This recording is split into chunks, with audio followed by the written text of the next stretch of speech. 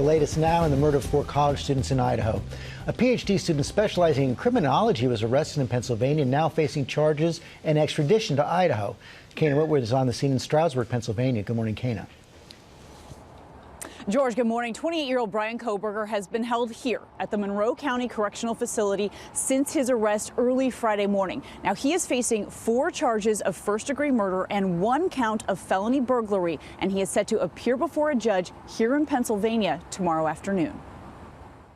This morning, new details unfolding about the suspect in the gruesome murders of the 4 University of Idaho students. He was perfectly friendly, nice to be around, talked, he's a very intelligent person. Detectives arrested 28-year-old Bryan Christopher Kohberger in Albrightsville, Pennsylvania, on a warrant for murders of Ethan, Zana, Madison, and Kaylee.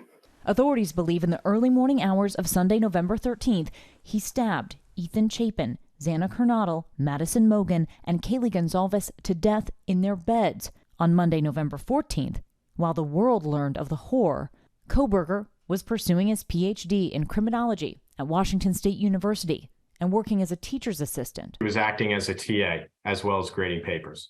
To find out it was our neighbor, it was like very horrific. And while Kohberger maintains his innocence, his apartment and office in Pullman, Washington, less than 10 miles from the crime scene, searched by police after his arrest some 2,500 miles away at his parents' home in the Poconos. His lawyer telling ABC News that Kohberger's father flew out to Washington State so the two could take part in a pre-planned father-son cross-country drive back to Pennsylvania for Christmas. Mr. Kohberger indicated that Bryan was acting normal and not out of character. They arrived in that white Hyundai Elantra on December 13th, exactly 1 month after the brutal stabbings. The white Elantra that we saw in some surveillance video, is that his white Elantra? We believe so, yes.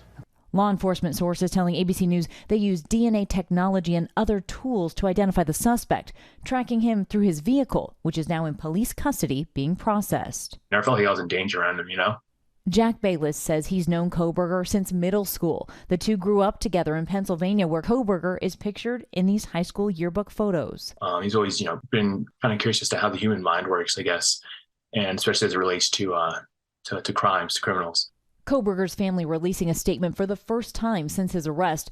There are no words that can adequately express the sadness we feel, and we pray each day for them. We have fully cooperated with law enforcement agencies in an attempt to seek the truth and promote his presumption of innocence. Now, Chief Fry told me that within an hour of releasing his name, more than 400 tips poured in. Kohberger's lawyer says he plans to waive his extradition hearing tomorrow in hopes of quickly returning to Idaho. George, he says his client is eager to be exonerated. Okay, Kana, thanks very much. Let's bring in former FBI agent Brad Garrett for more on this. And Brad, as far as we know, there's no direct connection between Kohberger and the victims. That's an especially disturbing sign? Well, as we talked earlier, George, this is a case where it appears it's not someone close to him.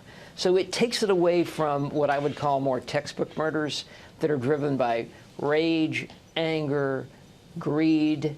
And this is more like there's a psychological aspect of this killer. I guess more like a serial killer, where the killer may well enjoy or get some sort of satisfaction out of killing people that he probably doesn't know, or maybe has little or no connection to them.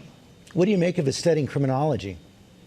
Well, it's sort of again, if you look at the background of serial killers, they're fascinated with the psychology of crime and criminal behavior. And as somebody who studies this stuff every day, I can identify with that.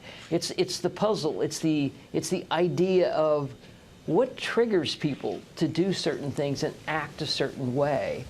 And if he's the correct guy who committed this, he's really studying what he's practicing. Break down how officials tracked him down. So what you try to do, obviously, is tie a suspect to a crime scene. You start with the Hyundai Elantra. They apparently were able to put it at the apartment building, leaving the city. And then you go to DNA, which this is a case that sort of screamed out that they probably would find DNA just because of the nature of the crime. And so when you can put him at the crime scene with his DNA, I mean, that's some pretty powerful stuff. There was some frustration over how long this took, but this was pretty effective police work, wasn't it? Exactly. The police and the FBI were very effective at keeping this case under the radar. So the rest of us didn't really know that they were really onto somebody. They would have gotten a DNA match probably within a week or two. But if he's not in a database, which I believe he was not, then you have to figure out more in creative ways to see if you can match the DNA, which apparently they have done. Brad Garrett, thanks very much. Hi, everyone. George Stephanopoulos here. Thanks for checking out the ABC News YouTube channel. If you'd like to get more videos, show highlights, and watch live event coverage, click on the right over here to subscribe to our channel. And don't forget to download the ABC News app for breaking news alerts. Thanks for watching.